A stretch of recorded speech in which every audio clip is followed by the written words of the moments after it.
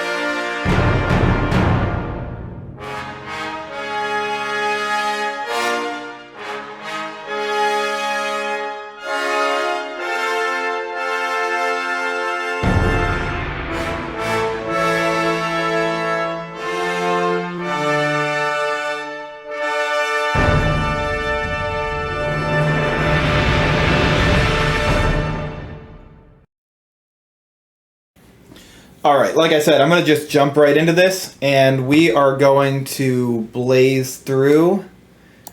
And I'm going to start with a couple verses here that line up where I'm coming from. The first one, this is a huge prophetic concept in Ecclesiastes where it says, "What has been will be again, and what has been done will be done again. There is nothing new under the sun. Is there anything of which one can say, 'Look, this is something new'? It was here already, long ago. It was here before our time." Okay, so clearly this is a concept where prophecy and history is cyclical, and it will continue repeating until mankind breaks the cycle. And we're there. So moving forward from there, actually, before I went to Genesis, I wanted to go to... Let me see.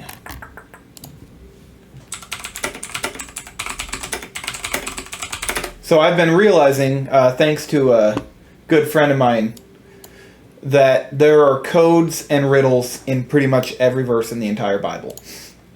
Isaiah 51:2, that's pretty much starting in Isaiah 50. It's about the resurgence of the new baby Israel, the church, however you want to look at it, after the long silence. So as I was saying, starting in roughly Isaiah 50 on is pretty much all end times prophecy that has not been fulfilled. It's about the resurgence of the true Israel, not the 1948 consignment that the UN/Britain gave. We're talking about the people of Israel coming back to life. So in Isaiah 51, it goes, "Look to Abraham your father, and unto Sarah that bore you. For I called him alone, and blessed him, and increased him." And in this same passage, it kind of goes through, look to the heavens above, look to the earth below. And he's basically going, like, you got to figure out where you're at and why you're here before we can move forward. So that got me looking back through Genesis and going through the covenants that God made with Abraham. What was promised, what was required. And obviously we culminate in the new covenant, but as we all know, the new covenant is not completely fulfilled yet. We're in the process of unveiling it and unleashing it. So one thing I wanted to point out with this, I'm not going to read the whole chapter. Like I said, I want to keep this pretty quick, short, to the point, so you guys can analyze it, chew on it, and let me know if you think it stacks up. So when God's making his covenant with Abraham, he says, "Know for certain that for 400 years your descendants will be strangers in a country not their own, that they will be enslaved and mistreated there. But I will punish the nation they serve as slaves, and afterward they will come out with great possessions. You, however, will go to your ancestors in peace and be buried at a good old age. In the 4th generation, your descendants," so that's a generation is 100 years, "will come back here, for the sin of the Amorites has not yet reached its full measure." Will come back here. Okay. So, actually, this is interesting and important, too. When the sun had set and darkness had fallen, we're talking darkness here. That's going to fall in line later. So, like I said, I'm going to move. When Israel left Egypt, it was exactly 430 years after this prophecy was made. And what were the controversy is there was a 30-year gap from when this was given. So anyway, there were basically 30 years. So this prophecy was for his descendants.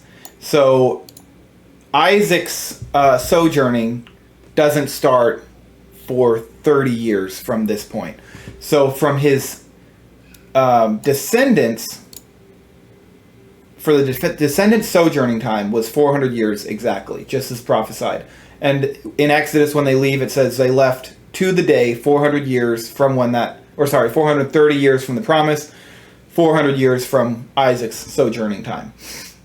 So when 2020 hit, I realized something major prophetically had been unleashed, but I had not figured out what it was. So I've spent the last 3 years digging through every single source of information, every contract, every compact that I could find, trying to figure out what happened in 2020 specifically and why 2020 that started off this major prophetic count. And that led me eventually to the Mayflower Pact, which was signed. It was written on November 11th, 1620. November 21st also was I think that was when it was signed, but written in November 11th. So the irony of this, and it's incredibly interesting to me, that from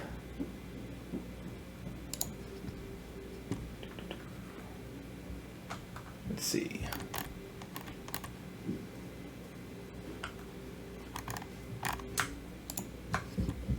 Sorry. Okay, so from November 11th, well, yeah, you don't even need to see the math. From November 11th, 1620 to November 11th, 2020 is exactly 400 years.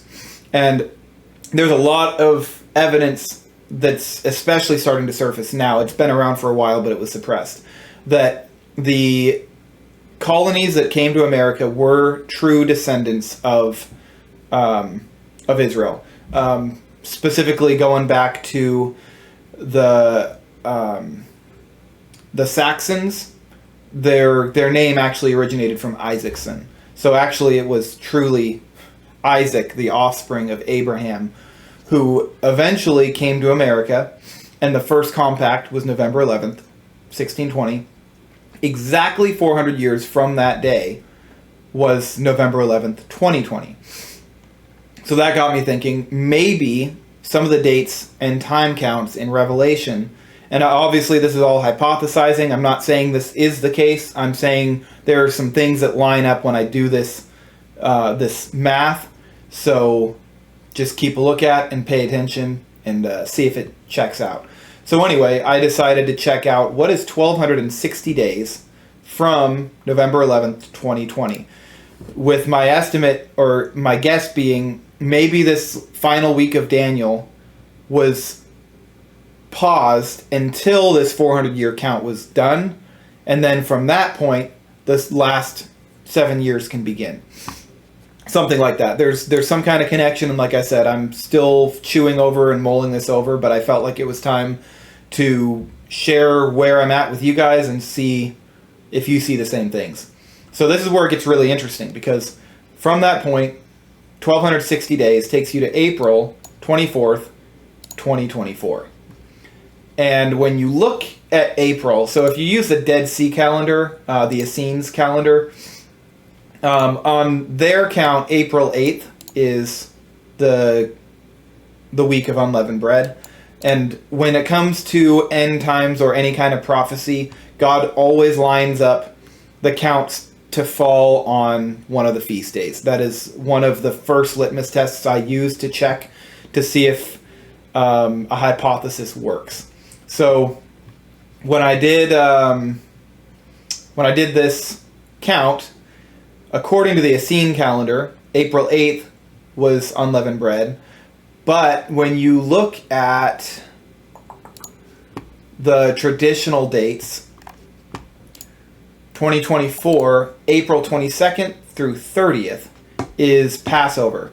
So this time actually correlates with the 1,260-day count from November 11th. But continuing that on, it's also incredibly interesting that we had a major solar eclipse in 2017. And again, if you see America as the collection point for the Hebrews and the Lost Tribes, which I can go into more detail later, the prophecies and the stories of the woman fleeing the great dragon and a place in the wilderness being prepared for her, that is this place in the large scale. So I do believe prophecy has a cyclical nature, where that first 1,260 days was most likely 1,260 spiritual days, which is 1,260 years. And then at the completion of that large scale count, then it switches over to the final count, kind of like minutes versus seconds. So there's the solar eclipse of 2017 is almost exactly 7 years from the eclipse in 2024, and they're drawing an X over America, crossing over Carbondale, Illinois, also known as Little Egypt, which is also incredibly interesting and significant. But that date is April 8th, 2024. So on April 8th, you have an Essene unleavened bread. On April 24th, you have the regular unleavened bread. So that's a double witness that something big's going down here. So again, if that was all I had, I would leave it alone. It gets even crazier. So when you look at the World Economic Forum logo, I don't think a lot of people have noticed this, and most people probably don't even know what this is. Oh, I'm covering it up. Let's move myself down here. The World Economic Forum logo, that is a solar eclipse, and they are centering all of their momentum around this eclipse. Their primary move is using climate change to take over all of the governments of the world, and that really, truly, that major final push started in 2020 with COVID. So, again, I can prove and line things up more if you guys are interested or confused or don't know what I'm talking about. But those of you who know, the major push for global dominance by the elite started with 2020. Where we get really interesting from here is, according to, now it back this was last fall or winter, these global green activists smashed tablets atop Mount Sinai to launch a faith-based climate push.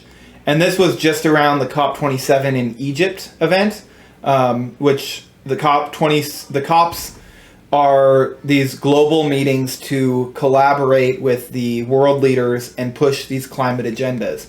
So we're smashing tablets on top of Mount Sinai. Okay, that should instantly set off alarm bells for anybody who understands covenants.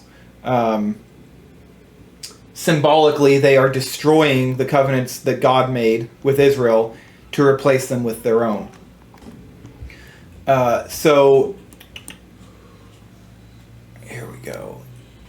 Where it's really fun is, let's see, where was that? Here we go. Today, as faiths put aside their differences in a common call for climate action, we work towards a new covenant for mankind in the name of the protection of our common home and for the betterment of our shared human future, he said by video link from the COP27 confab.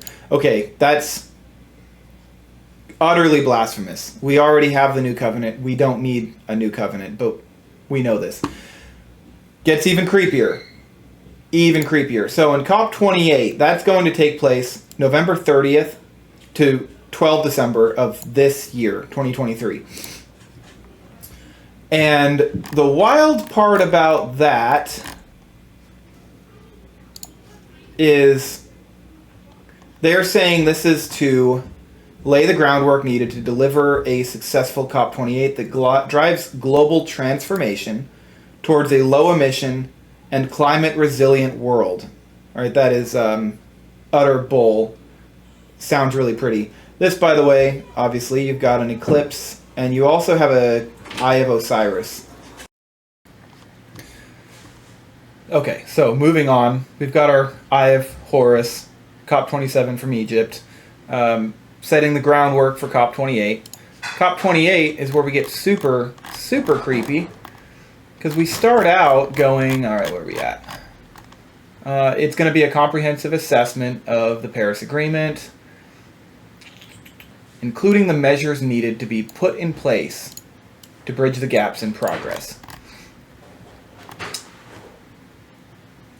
So, to remain on target, science tells us that emissions must be halved by 2030.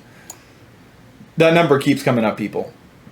In a lot of Essenes, if you check this out, the Essenes had 2030 as a major date too, and they accurately predicted when Jesus was supposed to come, and they accurately predicted how he was supposed to come and what he was supposed to look like. Think John the Baptist. So their understanding of prophecy was, the best. They beat the Pharisees and the Sadducees and everybody else in their predictions. So it's 2030 comes up, I'll deal with that another time. But according to them, 2025 is the next Jubilee. And there's some numericals that fit with that. I'll go in on another video. But we only have another 7 years to meet that goal. Let's rethink, reboot, and refocus the climate agenda. Let's not. So one of the reasons that this is so creepy is the place that they are doing it at. UAE. Now, a lot of you probably haven't heard much of the UAE, but when I was in the Navy, I did a deployment here, and I went up into the Burj Khalifa. Had no idea what it symbolized at the time. My understanding of prophecy was way, way weaker than it is now. But the world's tallest building will always symbolize the Tower of Babel. So Dubai won the honor of becoming the new Babel, the head of the new religion.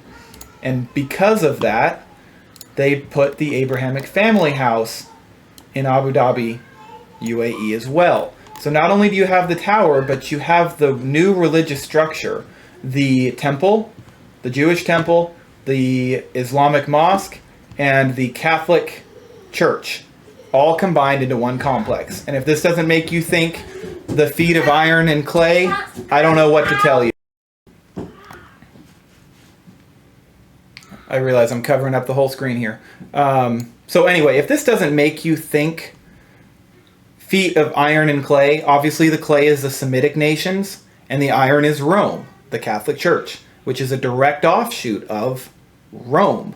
There is no better fulfillment of the feet of iron and clay than this temple complex, which is the same place that this Tower of Babel sits, which is the same place that the new covenant for mankind, according to these psychopaths, is going to be chartered. It is an absolute lineup of end times prophecy. And with the 7 years, this actually could be the 7-year covenant with the many. They straight up say we have 7 years. In Daniel 9, he will confirm a covenant with many for 1/7. And I will do another video on this in the future, but I am pretty sure I finally understand who this he is. The Antichrist is on the scene. He is acting. He is working. And he has taken power already. The only thing left is for him to combine that power into one global government, which this is doing. So we have a lot of end times prophecy coming, and that lines up with this death toll. This is an X over America.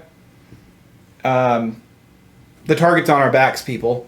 And it is time for us to wake up. Unless we realize that we're at war, they're going to wipe us out. They're going to destroy anybody who holds faith, the true faith, and will not bow to this blending. This blending is the thing that will destroy and kill us if we let it. So it's time to get into our prayer. It's time to get into prophecy. It's time to get into the Bible. And it's time to get into community and stop squabbling over stupid little things. So that's pretty much all I've got for now. I'm going to sign off and let me know what you guys think.